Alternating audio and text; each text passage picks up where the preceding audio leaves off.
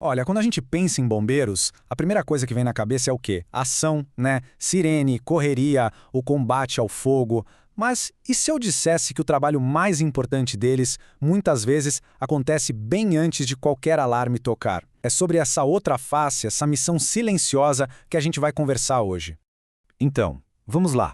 Qual é a primeira imagem que realmente aparece na nossa cabeça quando falamos bombeiro? É provavelmente algo assim, né? Aquele herói na linha de frente, cheio de coragem, técnica, enfrentando o perigo. E claro, essa imagem está certíssima. Eles são tudo isso. Só que o que nem todo mundo percebe é que a missão deles, aquela que talvez tenha o maior impacto, começa muito antes. Ela começa, sabe como? Numa conversa, numa orientação, em gestos bem simples do dia a dia. Pois é exatamente isso. Eles são muito mais do que heróis de emergência. Eles são, na essência, educadores. E é essa atuação na prevenção que é uma ferramenta, nossa, poderosíssima para a gente construir uma sociedade mais segura, mais consciente. E olha que interessante, isso não é só uma iniciativa bacana, uma boa ideia. É lei.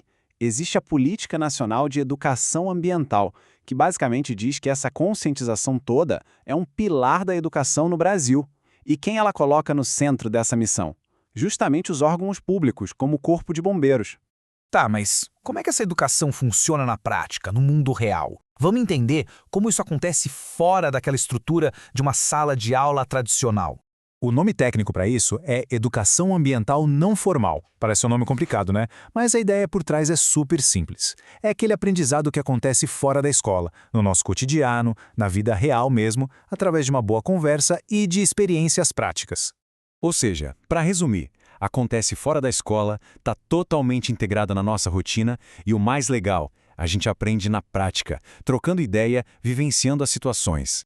Imagina só a cena. Um bombeiro conversando com um produtor rural, explicando o jeito certo e seguro de usar o fogo no campo. Parece uma conversa simples, né? Mas essa conversa pode literalmente impedir um desastre, um incêndio gigantesco.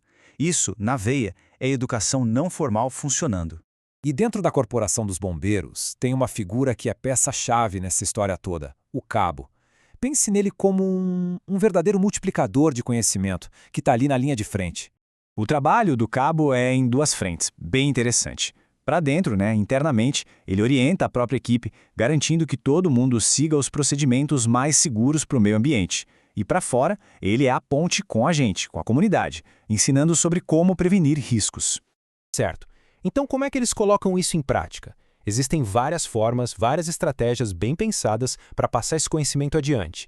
E o segredo aqui é que não existe uma fórmula única. A mensagem é totalmente adaptada. Se eles vão falar com estudantes, a conversa é mais visual, mais interativa. Agora, se o papo é com comunidades rurais, o foco muda. É sobre prática agrícola segura.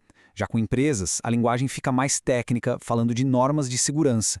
É saber falar a língua de cada um.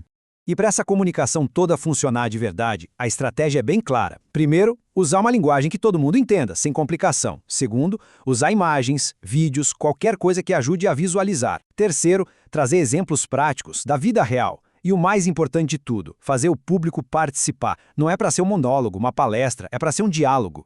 E talvez a forma mais poderosa de ensinar aconteça justamente no calor do momento. É isso mesmo, durante uma emergência.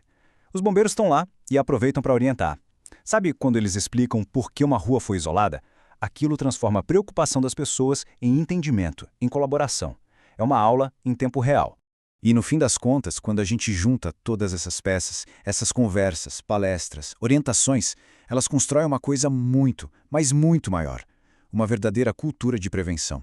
E a grande lição, o recado principal, é que essa responsabilidade é de todos nós. A segurança e a preservação do meio ambiente não dependem só deles. Começa com os nossos gestos, com as pequenas atitudes no dia a dia.